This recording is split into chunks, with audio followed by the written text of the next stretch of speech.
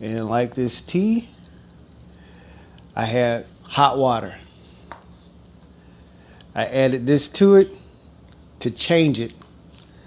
And let's change our lives for the better, all right? So, kampai, it's tea time.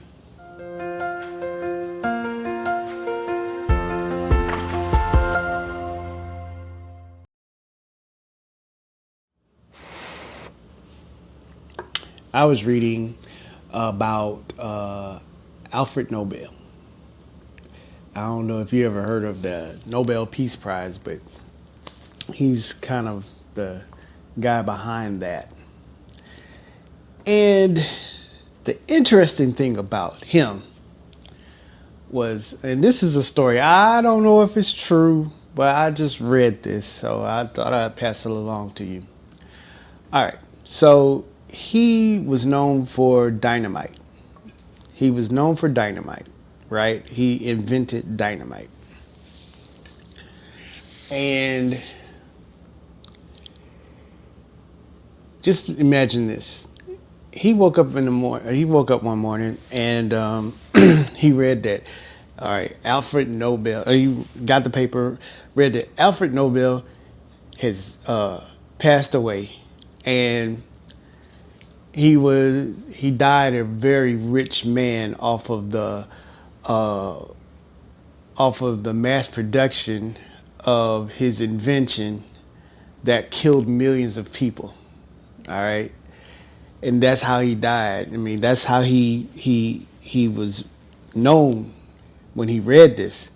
Now he wasn't dead, but what had happened was his brother had died, and they mistake they mistook it for him, right?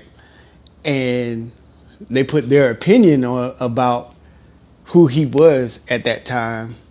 You know, a very rich man profiting off of the deaths of millions due to the war. So that didn't sit right with him. And I don't know if it would sit right with you, you know, if you was known for killing everybody, you were responsible for the deaths of millions of people. But he didn't want to go out like that. So he, in his fortune, when he left his fortune to the ongoing humanitarian efforts, which is the Nobel Peace Prize. Even though he, you know, created something that caused mass destruction, he wanted to change his perception. So, during this tea time, let's see if this is.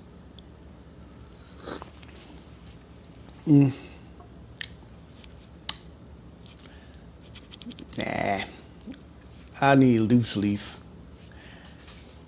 But we have to really start to understand who we are and how people see us. And once we have that understanding, if you don't like where you are, or if you don't like who you are, guess what you can do? You can change it. You can start making lives better. You can start putting things in place to where, you know, you just don't have to go out like that. Let me put it that way. You don't have to be who you are right now. Now, yes, it's hard to change. But say if I don't like who I am and I want a better tomorrow for myself and my family, I have to put in place disciplines and attitudes and probably have mentorship in place to help me get to where I want to be. It doesn't happen overnight. I'll tell you, I probably studied Japanese for about 10 years before I really built a vocabulary. And I knew I wanted to be here, but I was way over there. And like I said, 10 years had went by, and then I really searched for help. I searched for a mentor. And that's where the Japanese School of Savannah came up. And it was only 45 minutes away from me. And I learned more in that 1 year than I did in the past 10 years.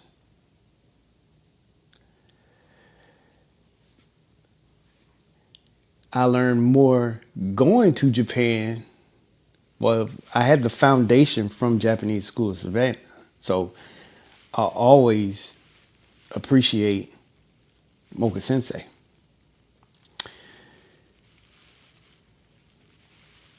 I learned more in Japan though than I did in that last 17 years. And I was only there for 10 days, but nonstop total immersion takes, if I didn't have that foundation from Japanese School of Savannah and I had the 10 years of just building vocabulary, I would have really, really not enjoyed Japan when I went. So when I go back with even more knowledge, even more extensive vocabulary, I'm a little beyond vocabulary now. I'm putting sentences together, conversational. Working on that. But for me to get here to there, I really have to find people who, like, I have to find mentorship, and I have to be disciplined to do studies every day, do something every day. And, you know, if I want to be here, total immersion is the best way to do it. And when I think about that, immersion, I think of baptism. Like, if I want to be spiritually here, total immersion is going to be the best way to do it. Learning about something or another culture or, you know, spiritual things from a book gets you to a certain place. But total immersion, being in, having tea time with God, or having a relationship where someone is really, like I said, mentorship and discipline, having those relationships that pull you in and totally submerge you into that atmosphere, then you get to where you want to be faster. When I think of spiritual things, if I can read all day long about, you know, commentaries, and I can have dictionaries and things like that. But until I start to really sit under leadership or have friends to converse with and see what they're learning and have those conversations, then you can only grow so much on your own. And we're not designed to be alone. You know, Adam even had Eve, and he had God with him at all times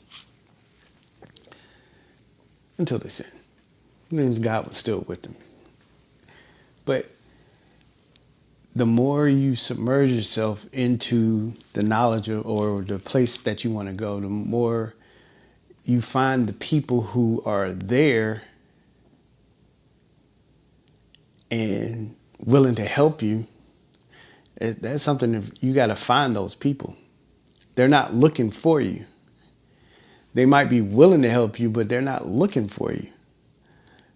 You have to look for them. And usually God will set it up that exchange to where, yeah, I don't mind taking you in.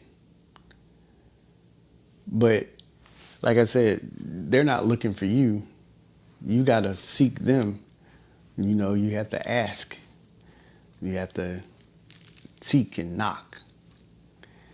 And the door will be open to you. If you just stand in front of the door like this, open, it usually doesn't open. It usually waits. The person behind the door or whatever they're doing is, they don't usually come until you knock and they hear the door. When they hear that, then they respond. So I'm going to finish this. I don't really want to.